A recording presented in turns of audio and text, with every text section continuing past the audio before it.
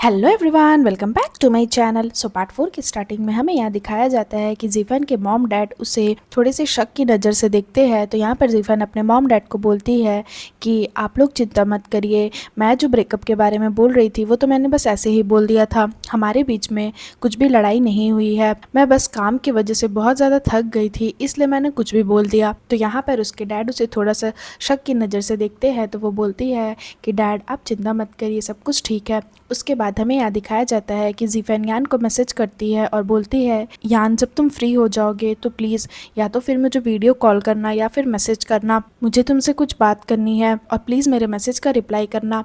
उसके बाद वो ही के कहने पर एप्पल लेकर के बैठ जाती है और उसकी फ्रेगरेंस को वो लेती है क्योंकि ही ने उसे बोला था कि एप्पल के फ्रेगरेंस से उसे अच्छी नींद आएगी, तो वो उसकी बात को फॉलो करती है। उसके बाद हमें नेक्स्ट सीन में दिखाया जाता है कि यहाँ पर ही भी अपने घर में एप्पल को देखकर जीफन के बारे में ही सोच रहा होता है। उसके बाद हमें यहाँ दिखाया जाता है कि जीफन अपने फ्रेंड्स लोग के साथ बैठकर बात करती है। तो यहाँ पर उसका फ्रेंड उसे बोलता है कि आने वाले दिनों में हमारे होटल में एक बहुत बड़ा इवेंट होने वाला है, तो क्या तुम यान को उस इवेंट में बुलाओगी। तो यहाँ पर जीफन बोलती है कि मैं बुलाना तो चाहती हूँ बट वो आएगा या नहीं मुझे नहीं पता, अभी तो वो मेरे मैसेज का भी रिप्लाई नहीं कर रहा है। उसके बाद हमें यहाँ दिखाया जाता है कि यहाँ जीफन फिर से ही के पास आ जाती है फॉलो अप रूटीन के लिए। तो ही उसका पल्स चेक करता है और उसे बोलता है कि अभी भी लीवर और किडनी थोड़ी वीक है, तुम्हें अभी अपने हेल्थ पर और ध्यान देना होगा और जो तुम अंदर ही अंदर दुख झेल रही हो वो थोड़ा सा बाहर निकालो, किसी को अपने इमोशंस शेयर करो,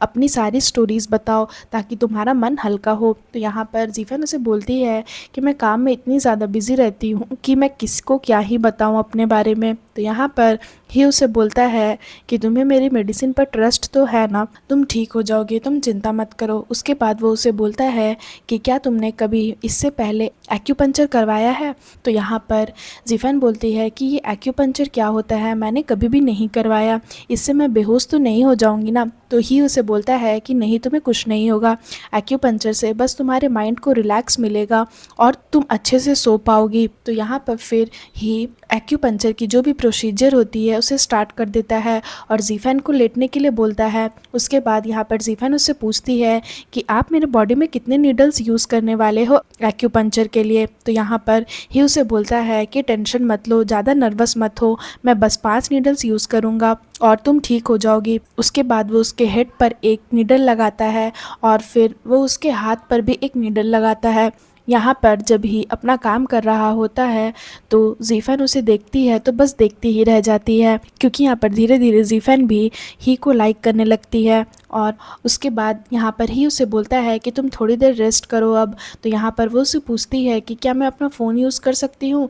तो ही उसे बोलता है फ़ोन यूज़ करने के जगह मैं तुम्हें यही सजेस्ट करूँगा कि तुम थोड़ी देर अपनी आंख बंद करके रेस्ट करो। उसके बाद वो बोलता है 15 मिनट के बाद मैं तुम्हें उठा दूंगा। उसके बाद यहाँ पर ही अपने डेस्क पर आ जाता है और फिर वो बैठकर हंसने लगता है। वो वापस से वही पेपर वाला मेढक बनाती है तो वो उसे देखता है और मन ही मन मुस्कुराने लगता है। उसके बाद जब 15 मिनट हो जाते हैं तो फिर वो जैसे ही जीफन को देखने आता है वो देखता है कि वो तो सो गई है और वो बहुत ही पीसफुली सो रही होती है। तो ही यहाँ पर बोलता है कि ये तो सो गई। उसके बाद वो उसे उठाता नहीं है और धीरे से उसके बॉडी पे जितने भी नीडल्स वो लगाए रहता है उसे वो धीरे से निकालता है और जीफन को वो डिस्टर्ब नहीं करता। उसके बाद थोड़ी देर के बाद जीफन उठकर आती है और उसे बोलती है कि डॉक्टर ही, क्या मैं बहुत ज़्यादा देर तक सो गई थी, कहीं मैंने आपको परेशान तो नहीं किया। तो यहाँ पर ही बोलता है कि मैंने तुम्हें एक्यूपंक्चर दिया था 11 बजे और अभी 1 बज रहे हैं, तो तुम काफ़ी देर तक सोई थी। तो यहाँ पर जीफन बोलती है, ओ नो सॉरी, मुझे माफ़ कर दीजिएगा, मैं बहुत ज़्यादा देर तक सो गई, मैंने आपका टाइम भी वेस्ट कर दिया। तो वो जैसे ही जाने लगती है ही उसे बोलता है कि अरे अरे रुको, वेट करो, तुम ये पाउच ले जाओ, और उस पाउच में कुछ फ्रेग्रेंस मिली हुई रहती है। तो वो उसे उस पाउच को देता है और बोलता है कि इसकी स्मेल हमेशा लेते रहना, इसमें मैंने कुछ हर्ब्स मिलाए हैं, इससे तुम्हें बहुत काम फील होगा और तुम्हारी एंजाइटी से भी तुम्हें रिलीफ मिलेगा। तो यहाँ पर जीफन बोलती है थैंक यू और मुझे बता दीजिए कि इसका कितना प्राइस हुआ। तो यहाँ पर ही बोलता है अरे ये तो फ्री है, मेरी तरफ से ये छोटा सा गिफ्ट समझो। उसके बाद जीफन बोलती है कि ठीक है, मैं नेक्स्ट सैटरडे आपसे मिलती हूँ, और ये बोल के वो चली जाती है। तो यहाँ पर ही फिर से पछताता है कि वो उसका नंबर नहीं मांग पाया। बट वो मन ही मन मुस्कुराने लगता है क्योंकि वो भी धीरे धीरे जीवन को लाइक करने लगता है। उसके बाद हमें यहाँ दिखाया जाता है कि हॉस्पिटल में ही का जो दोस्त रहता है वो उसे बोलता है कि इस बार तुम हॉस्पिटल रिसर्च फंडिंग के लिए अप्लाई कर रहे हो या नहीं। तो ही बोलता है कि हाँ मैं अप्लाई तो करूँगा, बट ये लोग ज़्यादा फ़ंड नहीं देते हैं क्योंकि पिछले बार भी जब मैंने अप्लाई किया था तो मुझे ज़्यादा कुछ फ़ंड नहीं मिला था, तो मुझे नहीं लगता इस बार मैं अप्लाई करूँगा भी तो कुछ फ़ायदा होने वाला है। उसके बाद उसका दोस्त बोलता है कि तो तुम एक काम करो, तुम प्रोफेसर यू से बात करो इस बारे में, वो तुम्हारी एप्लीकेशन पर थोड़ा फोकस ज़रूर करेंगे और तुम्हें अच्छी खासी फंड मिलेगी।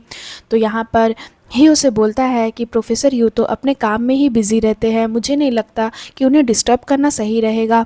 उसके बाद ही बोलता है कि वैसे तुम मुझे ये सब लेक्चर क्यों दे रहे हो। तो यहाँ पर उसका दोस्त बोलता है कि अरे मुझे तुम्हारी चिंता है। तो ही बोलता है कि नहीं, ज़रूर दाल में कुछ काला है, तुम्हें कुछ काम है ना मुझसे, बताओ क्या काम है। तो ही का दोस्त उसे बोलता है कि आज रात को एक पार्टी होने वाली है ब्लाइंड डेट टाइप की, वहाँ पर बहुत सारे यंगर डॉक्टर्स भी आए रहेंगे और बहुत सारी लड़कियाँ भी आएंगी, क्या तुम मेरे साथ चलोगे? इससे मुझे कंपनी भी मिल जाएगी, मुझे अकेले जाना अच्छा नहीं लगता। तो यहाँ पर ही बोलता है कि ये ब्लाइंड डेट्स पर तुम्हें जाओ, मुझे नहीं जाना, मुझे बहुत सारे काम है। तो यहाँ पर उसका दोस्त उसे बोलता है तुम हॉस्पिटल के कामों के अलावा क्या अपने पर्सनल काम पर ध्यान नहीं दे सकते? तुम्हें अपने पर्सनल इश्यूज़ के बारे में भी सोचना चाहिए।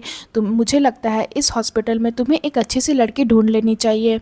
तो यहाँ पर ही उसे बोलता है कि मुझे ब्लाइंड डेट्स पसंद नहीं, और ये बोल के वो वहाँ से चला जाता है। उसके बाद हमें यहाँ दिखाया जाता है कि जीफेन का बॉयफ्रेंड ज्ञान उसे मैसेज करता है और बोलता है कि जीफेन, मैं बहुत दिनों से इस बारे में सोच रहा था, अब मुझे लगता है कि ये सही टाइम आ गया है तुम्हें बताने का, मुझे तुमसे ब्रेकअप करना है। और जैसे ही जीफेन ये मैसेज पढ़ती है वो बहुत ज़्यादा टूट जाती है अंदर से, और फिर वो उसे तुरंत ही वीडियो कॉल करती है। बट यहाँ पर उसका बॉयफ्रेंड ज्ञान उसका कॉल रिसीव नहीं करता, ना ही वो वीडियो कॉल रिसीव करता है और ना ही वॉइस कॉल। यहाँ पर जीफेन कम से कम 10 से 15 बार उसे कॉल करती है बट वो रिसीव नहीं करता। उसके बाद यहाँ पर जीफेन बहुत सैड हो जाती है और उसे समझ नहीं आता कि वो क्या करे, और वो बहुत ज़ोर ज़ोर से रोने लगती है। उसके बाद हमें यहाँ दिखाया जाता है कि जीफेन जब अपने घर जा रही होती है तो ही उसे देख लेता है, और ही उसे देखकर समझ जाता है कि वो आज फिर से सैड है। तो ही भी थोड़ा सा सैड हो जाता है। उसके बाद यहाँ पर ही मन में ही सोचता है कहीं आज फिर से इसका बॉयफ्रेंड से इसका लड़ाई तो नहीं हो गया, और अंदर ही अंदर वो बहुत ज़्यादा सैड हो जाता है उसे देखकर, और फिर सीन यहाँ पर ख़त्म हो जाता है। सो फ्रेंड्स, अगर आपको मेरी ये वीडियो अच्छी लगी हो तो प्लीज़ मेरे वीडियो को लाइक करिएगा, मेरे चैनल को सब्सक्राइब करिएगा। मैं जल्द इसका न्यू एपिसोड लेकर के आऊँगी तो उसके लिए वेट करिएगा। सो फ्रेंड्स, आज के लिए बाय बाय, मिलते हैं फिर से एक न्यू वीडियो के साथ।